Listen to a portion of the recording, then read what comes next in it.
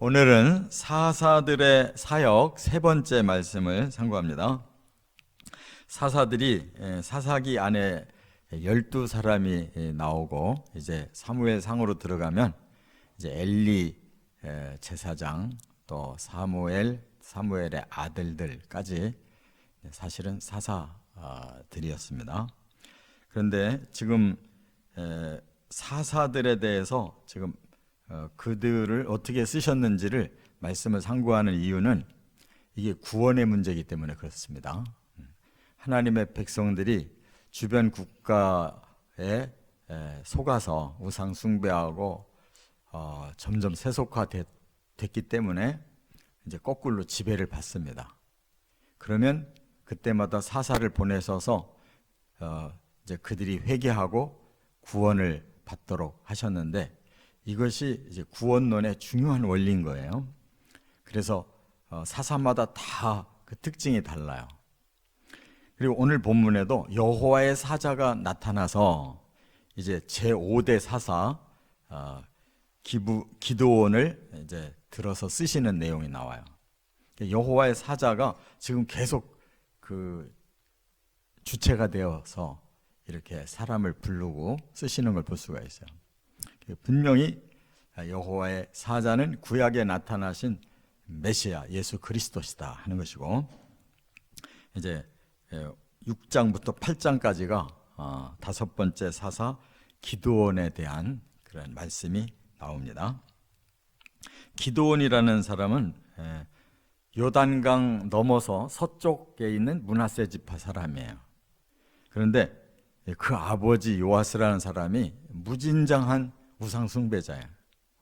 그래서 그 지역에다가 바알신 아세다롯 신을 신상을 세워놓고 그 지역 사람들을 다 그냥 그 우상을 숭배하게 만든 사람인데, 하필 그 아들 기드온을 하나님이 택하신 것은 그 기드온의 밑바탕에는 정반대로 하나님을 향한 믿음과 뜨거운 열정이 있는 것을 하나님 보신 거예요. 그래서 부자지간이 정반대 이런 상황인 그 집을 쓰심으로 그 집부터 우상을 무너뜨리고 기드온이 오히려 대승을 거두는 이런 놀라운 구원의 원리가 여기 나온다 그 말이에요. 특별히 이제 미디안이라는 그 민족이 쳐들어와서 7년 동안을 지배하고 있었어요. 그런데 기드온이 하나님께 부름받아서 그들의 숫자가 비율로 말하면 450대 1 이렇게 아주 적은 300명이라는 이 기드온의 그 용사들만 데리고도 완벽하게 섬멸을 시킨 이런 기적적인 말씀을 주셨어요. 그래서 기드온이 별명이 하나 생겼는데 여룻바알이라 그랬어요. 여룻바알. 11절에 나오는데 여룻바알이라는 말은 그 바알을 대항했다. 그러니까 바알이 이제 우상신의 이름이잖아요. 거기서 정면으로 맞섰다 이거예요. 그래서 하나님의 백성을 구원해낸 거예요. 우상의 무리들을 꺾어버림으로써. 자, 그러면 이제 이 기드온에게는 세 가지 아주 중요한 과정이 있어요. 첫째, 6장 11절부터 32절까지 보면 기드온을 부르시고 표징을 주셨다 하는 거예요. 그러니까 기드온이 특별히 하나님 눈에 딱 띈 겁니다. 또 기드온은 특별히 하나님께 자기를 들어 쓰시려면 뭔가를 좀 확신을 할 수 있는 표징을 달라고 그랬어요. 이것이 이제 하나님은 그를 부르시고 또 기드온은 표징을 통해서 마음에 자기가 부름받은 확신을 가지는 내용이 나오는데, 여호와의 사자가 나타나서 기드온을 부를 때 뭐라고 그랬냐면 너는 큰 용사다 그랬어요. 이건 뭘 본 거냐면 그의 믿음을 본 거예요. 마음에. 그리고 하나님이 이제 그의 모든 것을 다 파악했는데 너는 이 큰 전쟁을 끌고 나가서 대승을 거둘 만한 큰 용사의 기질이 너희 안에 있다. 그러니까 우리가 하나님 앞에 어떤 사람이 쓰임 받는가, 진짜로 후대까지도 남을 수 있는 그런 훌륭한 인물은 바로 그 마음에 기본이 있다는 거예요. 그걸 하나님은 보셔요. 그래서 그 사람이 현재는 시시해 보이고, 이 기드온이 굉장히 소심한 사람이어가지고 막 표징도 구하고 막 확증도 구하고 하는 걸 보거든요. 확실하지 않으면 안 하는 사람이에요. 근데 그의 중심에는 이렇게 한번 확신하고 한번 뭔가 증거를 찾으면 그냥 목숨 걸고 할 수 있는 용기가 있고 그냥 믿음이 아주 큰 사람이라는 걸 발견했다, 그 말이에요. 이처럼 우리도 마찬가지로 중심이 갖춰져야 되는 거예요. 외모 아무리 멋있게 훌륭해 보여도 소용이 없어요. 뭐 사람이 뭐 겉으로 볼 때 깨재재 보여도 그 심령이 어떤 사람이냐 중요해요.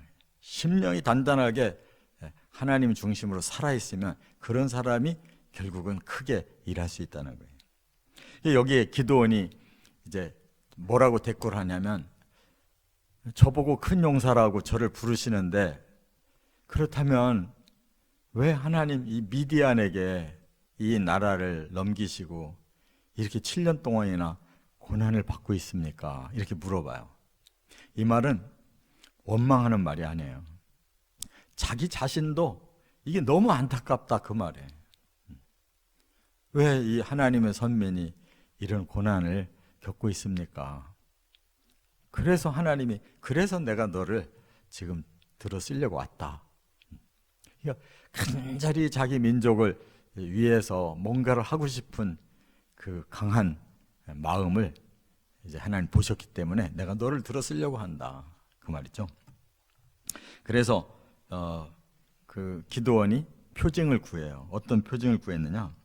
하나님이 저를 통해서 우리 민족을 구원시키려고 하신다면 하나님이 뭔가 저에게 그런 확신을 주셔야 되지 않습니까? 그랬더니 뭐라고 말씀했냐면, 너 제사 드릴 그 준비해가지고 저 바위 위에다가 재물을 올려놓고 있어라. 내가 표징 줄게. 그래서 기드온이 정말 이 성경적인 제사법 그대로는 못했지만 하나님이 원하시는 그런 짐승을 잡아서 바위 위에다가 올려놓고 재물을 다 준비해 놓으니까 마치 그 아브라함에게 주신 것과 똑같이 불을 내리신 거예요. 아브라함도 그런 표징 구했었잖아요.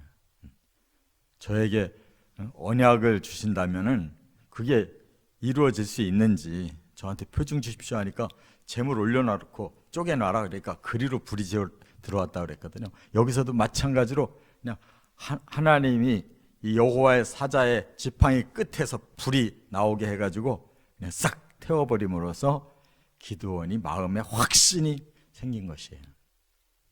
그러니까 이거는 우리가 표징이라는 거는 뭐 믿음이 없는 불신을 얘기하는 게 아니에요. 제가 하나님 앞에 확실히 쓰임 받을 수 있는지 제 마음에 확신만 주십시오, 그 뜻이에요. 그래서 이렇게 불로써 그를 확실하게 해주시니까 당장에 첫 번째 명령이 뭐냐면 너희 아버지가 세운 그 우상 그 저기를 다 헐으라는 거예요. 근데 차마 기드온이 아직도 마음이 담대해지지를 못해가지고 밤중에 아버지가 세워놓은 우상 그 성전을 다 부셔버렸어요. 그랬더니 그 이튿날 그 지역 사람들이 야단이 난 거예요.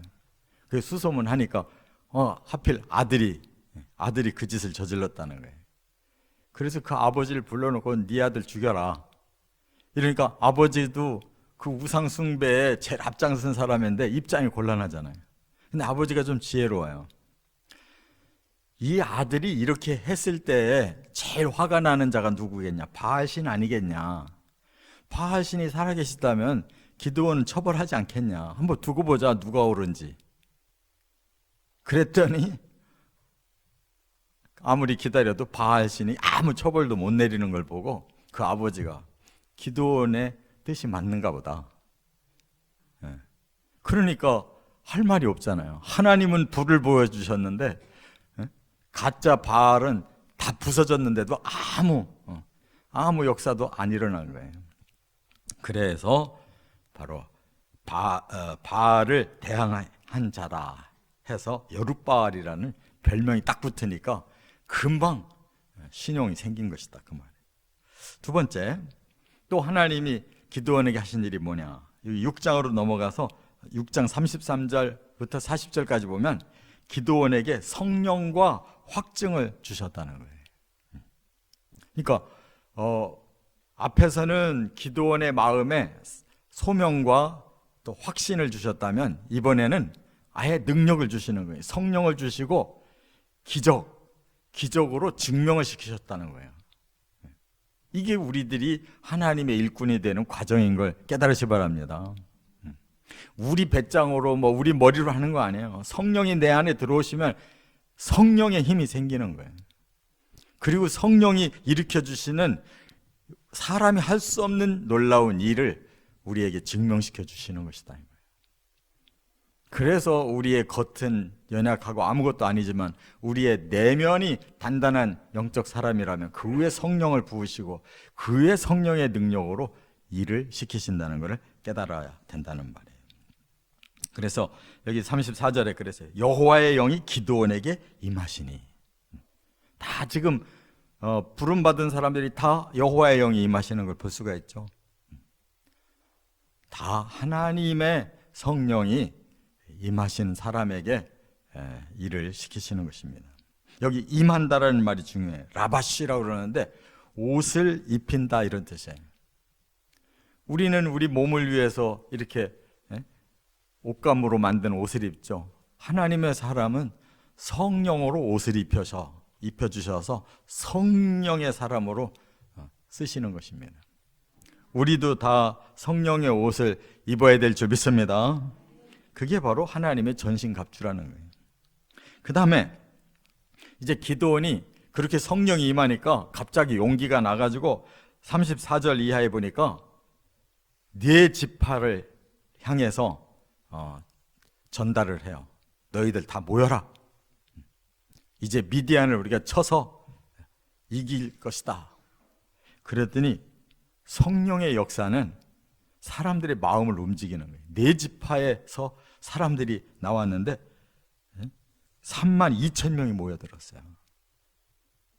그렇게 꼼짝도 못하던 백성들이 한 사람이 깃발을 들으니까 그 성령의 감화력이 그렇게 32,000명을 네 지파에서 백성들이 모여들게 하시더라는 거예요.